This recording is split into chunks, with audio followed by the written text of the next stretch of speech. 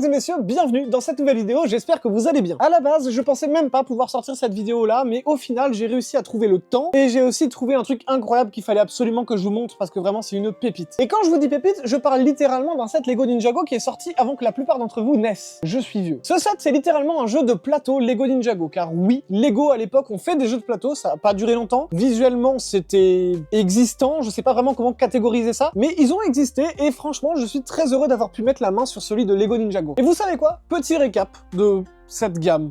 En gros. Ok, retour en 2011. Alors que le tsunami de Fukushima a ravagé le Japon et que le fondateur d'Apple s'est éteint, Lego nous sort ça. Un jeu de plateau Lego Ninjago simple mais efficace. Ils n'en sont pas à leur coup d'essai étant donné que ça fait déjà plusieurs années qu'ils produisent des jeux de société. Entre 2009 et 2013, on peut compter au moins une bonne dizaine de licences qui y sont passées. On y retrouve du Harry Potter, du Star Wars et aussi, pourquoi pas, du Seigneur des Anneaux. Mais comme tous les vieux sets Lego maintenant, c'est hors de prix. Et vous vous doutez bien que quand j'ai vu celui de Lego Ninjago, je ne pouvais que l'acheter. Et ce set, le voici, le 3856 Lego Ninjago The Board Game. Je suis trop heureux de l'avoir entre les mains. Vous pouvez pas imaginer à quel point ça me fait plaisir. À l'époque, il valait presque rien, mais aujourd'hui, il vaut entre 130 et 200 euros et moi, je l'ai payé 19. Je suis trop heureux de l'avoir payé si peu cher. Franchement, c'est un banger. Je ne pensais même pas l'acheter, mais du coup, j'ai craqué directement. Pour ce qui est de la boîte, elle est en super bon état. Il manque juste la notice, mais ça, c'est pas grave. On peut la retrouver en ligne. Et normalement, au niveau des pièces, il y a tout et on va vérifier ça tout de suite. Je suis trop heureux. Vraiment, c'est incroyable. Je peux enfin flex, chose que je ne pouvais pas faire quand j'étais petit. Après, bon, quand j'étais petit, j'avais pas beaucoup de potes, donc j'aurais pas pu flex beaucoup. Mais maintenant, je l'ai et je peux le faire. Et j'ai quelques potes en plus.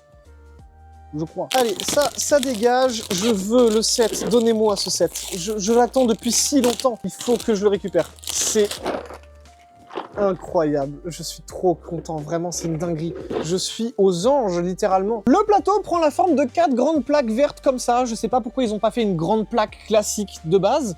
Mais voilà, on a 4 grandes plaques et c'est la base du jeu, en fait, littéralement. On retrouve aussi un mini Sensei Wu, un mini Cole, un mini Kai, un mini Zane, un mini Jay, 5 partisans du RN. Et évidemment, on retrouve le dé qui est commun à tous les jeux de société Lego. Et franchement, ça fait trop plaisir de l'avoir entre les mains. Vraiment, c'est incroyable. Je suis trop content, c'est fou. Bon, maintenant reste l'étape la moins fun, c'est-à-dire retrouver la notice et rassembler le tout. Je déconne, c'est l'étape la plus fun.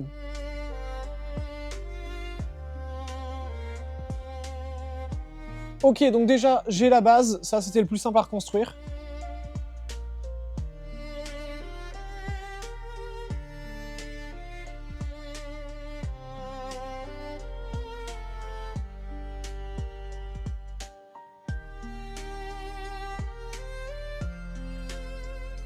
J'ai pas mal avancé, mais là, je crois que je suis bon pour récupérer la notice, parce qu'il y a des pièces, je sais pas du tout où elles vont. Je les aime, et je ne sais pas du tout où elles sont censées aller. Donc, on va vite fait rechercher ça.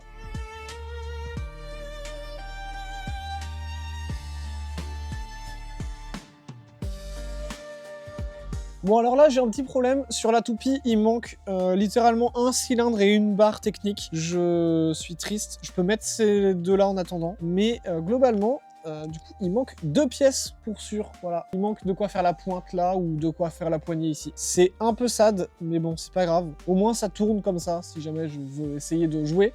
Mais c'est pas pratique. Mais bon, c'est pas grave. Allez, on continue.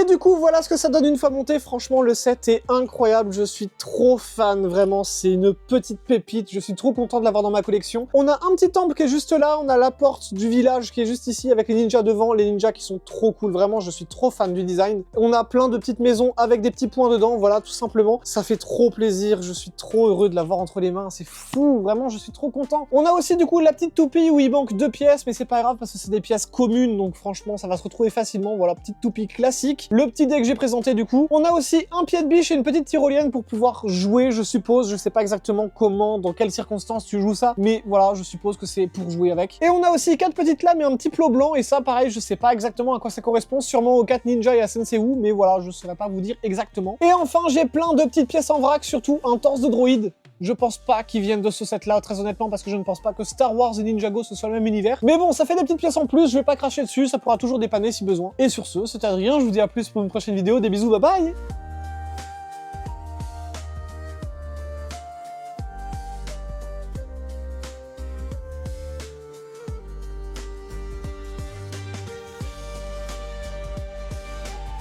Et là, il est entre mes mains, et je peux flex comme un gamin. Je peux dire, regardez, c'est moi qui l'a.